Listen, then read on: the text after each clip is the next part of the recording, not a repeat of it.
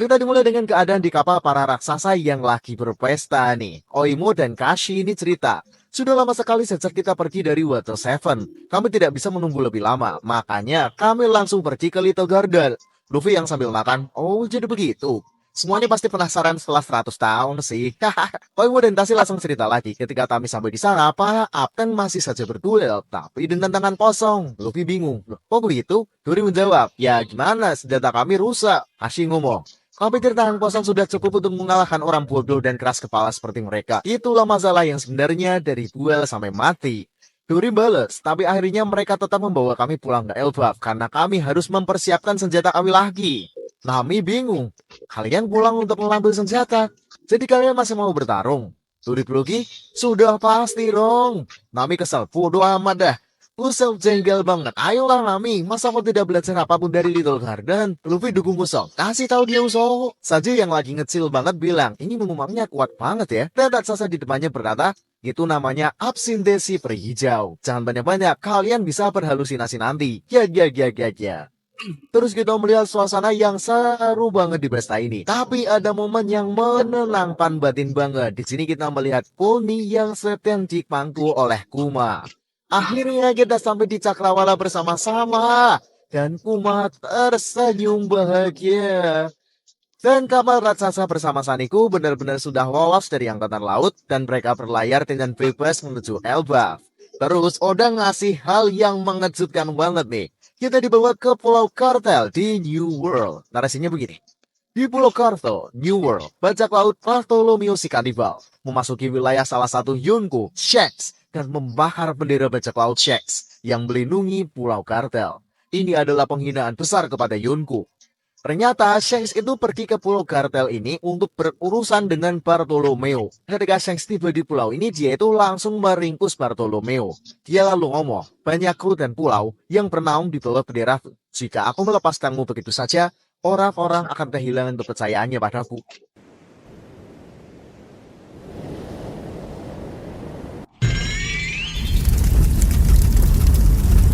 こいつは俺の娘だ。俺たちの大切な家族だ。 Dan teman serta rekanku akan menjadi target orang lain. Barto yang babak belum ngomong, Anda benar, kumohon maafkan kami sudah kelewatan, ini benar-benar kesalahan yang bodoh. Para warga yang melihat ini pun terdiam. Begitu juga dengan Shanks. Tiba-tiba Hongo menyodorkan botol kecil ke Bartholomew. Dia berkata, ini adalah racun yang mematikan. Serahkan ini kepada Luffy Sitowi Jerami dalam waktu sebulan. Barto bingung. Apa? Hongo menjelaskan, racun ini akan menyebabkan rasa sakit yang luar biasa. Darah akan keluar dari si pemenung dan akhirnya dia akan mati. Kami bisa saja mengabaikan insiden ini jika bosmu yang bertanggung jawab. Bartholomew pada bingung. Tidak mungkin kami meminta Luffy Senpai untuk meminumnya. Tapi tiba-tiba, Barto langsung mengambil botol racun itu dengan mulutnya dan meminumnya sampai habis. Krunya pada panik. Apa? Bos, hentikan bos, kau akan mati. Racun itu akan membunuhmu dan darahmu akan menyembur keluar.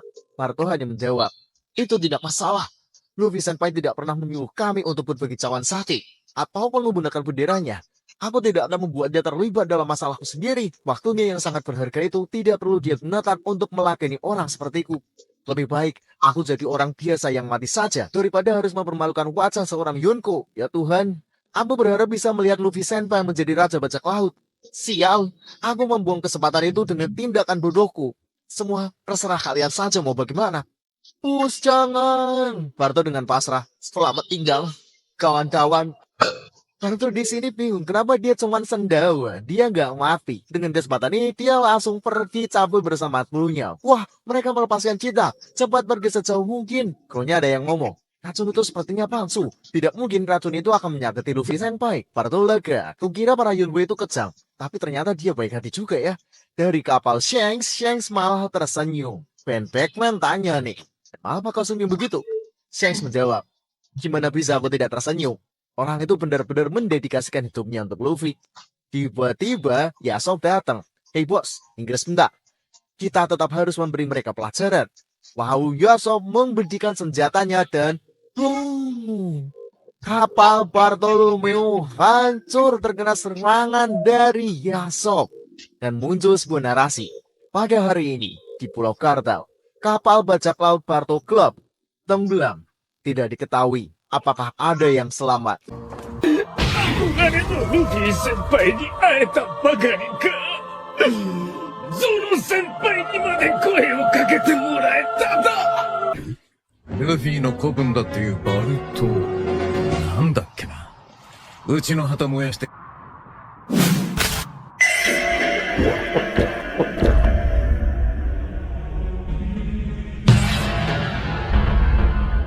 常にルフィ先輩の右腕として一味を支えてきた副船長の呼び声高き海賊。めちゃめちゃかっこいいべ。あれ、涙が止まらねえ。あれ、お頭の気持ちも少しは汲んでやれよ。ルフィに会う気はない。今俺たちの縄張りで何が起きてる？ルフィの子分だっていうバルト。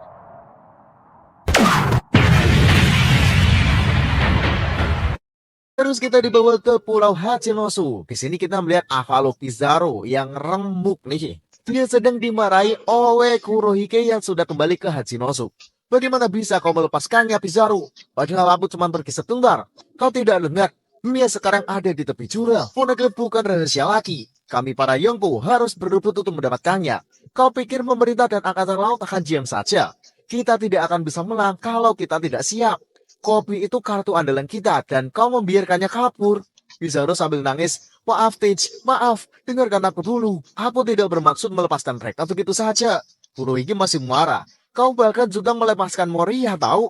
Dan di luar, San Juan Wolf malah lagi nata kota yang hancur. Gedung toko ini tadinya di mana ya? Dikirimu, awas, hati-hati. Dan brag, gedung yang ada di belakangnya kesenggol sih. Tapi para bajak laut di sini dia berdiam diri saja, guys. Commodore Ditch, kami sudah siap. Semua orang tahu kaulah yang akan mendapatkan One Piece. Kurohige, orang yang akan menguasai dunia. Dan kita melihat pemandangan yang keren banget di mana para kru bajak laut Ditch lagi pada ngumpul nih. Kurohige berkata, sehat. Ya, setidaknya para bajak laut itu jadi semakin bersemangat. Kita harus memanfaatkan itu. Jadi Kuzan, coba cerita. Kopi memang kabur, tapi Kuzan menjawab, kita berhasil menangkap Garp. Itu baru kabar baik. Pizarro lalu ngomong, kau menemukan cara untuk menggantikan Kopi, Kapten? Iya. Tapi Kuzan malah menjawab, jujur saja, aku berniat membunuhnya. Tapi dia bisa bertahan. Kurohige berkata, jangan memaksakan diri begitu, Kuzan. Tidak banyak orang yang bisa membuatnya bertekuk lutut seperti itu. Kuzan ngomong, ya, bagaimanapun kita berhasil karena kerjasama tim. Barjo semangat banget. Sepertinya angin keberuntungan sedang berhembus ke arah kita. Bihahahaha. Pahalu Kurohige ngomong, lagi pula kita juga sudah mendapatkan gadis mata tiga ini. Kita melihat Tunding, guys. Kasian banget ya. Terus Kurohige nelpon Lafite ini, yang ternyata dia itu sedang berada di unit pengiriman markas pusat angkatan laut. Hei Lafite. Lafite menjawab, ada apa, Commodore Ditch? Bagaimana keadaan pasukan revolusioner di sana? Lafite jelasin nih. Pelepungan yang dilakukan pasukan revolusioner sepertinya berjalan dengan baik, karena Pondolas dari Red Fort terus mereka rusak. Semua pengiriman sapai dari berbagai negara juga terhenti. Bahkan, ketika angkatan laut mencoba untuk mengamankan makanan, mereka tidak bisa menghentikan sabotase Pondolas dari pasukan revolusioner. Para Tenryubi itu pasti akan kelaparan jika terus begini.